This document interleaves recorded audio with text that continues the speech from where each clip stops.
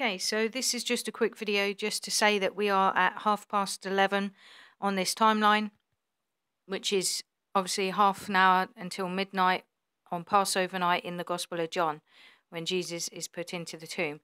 So on this timeline, we have 33 hours, which is from 6 p.m. of Passover night, which was when the first blood moon of the blood moon tetrad happened in April 2014. That initiated Passover night in the three synoptic Gospels on the night when he was betrayed, but it was before Passover in the Gospel of John on the night of his betrayal. So it isn't until the morning that's when we find out that it's Passover in the Gospel of John that they're about to have, and that's why they wanted to get Jesus crucified before the feast began, lest there be a riot.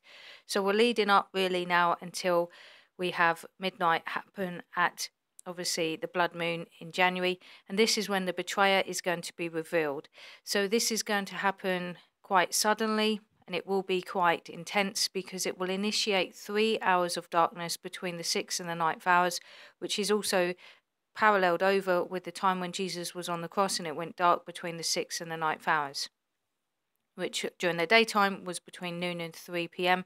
and in the nighttime that would be from midnight till 3 a.m.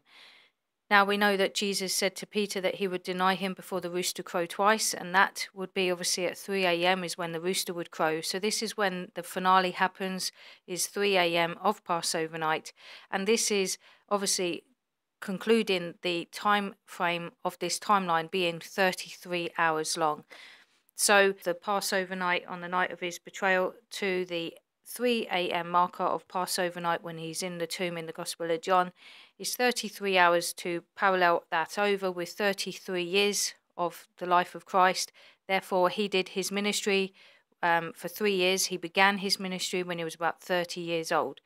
So this is why we know that in these last 3 hours, it could also represent 3 years of the ministry that Jesus did on earth. So we could see this clash between light and darkness as the miracle kind of revival time period will coincide with the rise of the beast that will be manifested as the betrayer from midnight onwards. So this is why we can know the day and the hour, because it is a great spiritual mystery that's in the Gospels that there are 2 Passover nights. And so this is why we know what we're in at the moment. We're in at 11:30 at night in the Gospel of John when Jesus is in the tomb. So we have the time period of his night of his betrayal, the time when he's on the cross, and the time when he's in the tomb, all merged into one night, and that being this night here. So this is why this time frame has been the most intense for all of us for, since the beginning of this year, and it will get pretty intense, even more so from January 2019 from the blood moon. Now it may happen that we may have something happen at Christmas time, because obviously from now till the blood moon is the second night watch. So he may come in the second night watch, and he comes like a thief in the night. So this is the night when he's coming. So it may be that we may go to be with Jesus on his kind of birthday, abbreviated. But it may be that nothing happens until the blood moon. And that's when we're going to see, obviously, these 6 months of darkness happen. But we're going to have to see something happen in these 6 months in order for us to take us to the morning twilight, which is going to be really the time period of when the rapture happens at the end of this night. Now, I've done this time chart some time ago, but I just want to remind you of it. This is obviously the parallels over with the night of his betrayal in the 3 synoptic Gospels, and comparing that with the Gospel of John, obviously, because the Gospel of John, it isn't Passover night on the night of his betrayal. That's why they don't go to the Garden of Gethsemane to watch and pray, because it isn't Passover night. The only reason why they're watching and praying in the other 3 Gospels is because it's Passover night.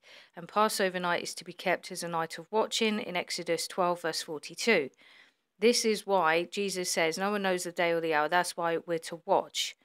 And the reason why Jesus says we're to watch is because he's specifically pointing us to Passover night. Passover night is the only night when the generations of Israel are to stay awake and keep watch, because this is the night when the Lord led them out of Egypt. But we know that they weren't allowed to leave their homes until morning, and yet we know that they left in haste because their bread wasn't yet leavened. So how was it that they were able to keep the commandment to not leave their homes until morning and yet still be able to leave at night? And the reason is because the night and the morning happen at the same moment in time, which is what happens when Jesus is on the cross, and why when Mary goes to the tomb, it's still dark in the Gospel of John, but yet it's sunrise in the Gospel of Mark. A dark time because it's during the Passover night in the Gospel of John, and therefore it's morning in the Gospel of Mark because we've reached morning time. And this is made sense here because we only have 3 blood moons, meaning that there's only 3 night watches. So it's 3 a.m. is the time period when the morning twilight happens. Morning twilight is when the darkness finishes and it goes back into daytime. The evening twilight is when the daytime finishes and it goes into nighttime, which is 6 p.m. Okay, so the morning twilight would normally happen at 6 a.m., meaning that there would be 4 night watches and then it would happen at 6 a.m. But this obviously is showing us that it is 6 a.m., but it's also 3 a.m. at the same time. Okay, so this is the great mystery that we have. This is why no one knows the day or the hour, because you have to see what's written, not just in the Gospels, but also in the Old Covenant when they first had their Passover. So things happened at midnight. They obviously sacrificed the Passover lamb. They put the blood over the doorposts, and then it was from midnight onwards that they had divine protection. They still had obviously protection from 6 p.m. until midnight, but it was really from midnight onwards that it was needed, because that's when the destroyer was sent out, from midnight onwards. And it was this plague, this final plague, that caused Pharaoh to say to Moses, okay, you can go. Let your people go and just take them away. And they were kind of thrust out of Egypt. And so this is really what you need to bear in mind, is that there will be a clash of light and darkness before the true and final Exodus happens at the end of this timeline, which is the morning twilight at the 33rd hour. So I hope this video has helped you to see what we've got and where we are on the timeline. We are actually at 11:30, so we've got half an hour to go until midnight. If you need to look at these timeline charts, you can go to theovercomercalendar.com and get all the timeline charts there. They're quite useful just to see, obviously, what these charts are showing, but also bearing in mind this blood moon is going to be seen all across America, and I believe it's in representation of the American presidency. And for me, my preparation process really truly began when Barack Obama was first inaugurated in 2009. So this is why I believe it's significant that he could come back and serve for a 3rd term in January 2019. So this is why we're going to see a betrayer revealed. And personally, I see Barack Obama as being the only one to do that. That he is the beast. I don't believe he's necessarily the Antichrist, but I believe he's the beast that comes out of the sea, and the sea represents the people. In Revelation 13 verse 1, that's what I believe is going to happen. I could be wrong, and it may not be that, but one thing you can be sure of is that when we get to January, it will be midnight on this timeline.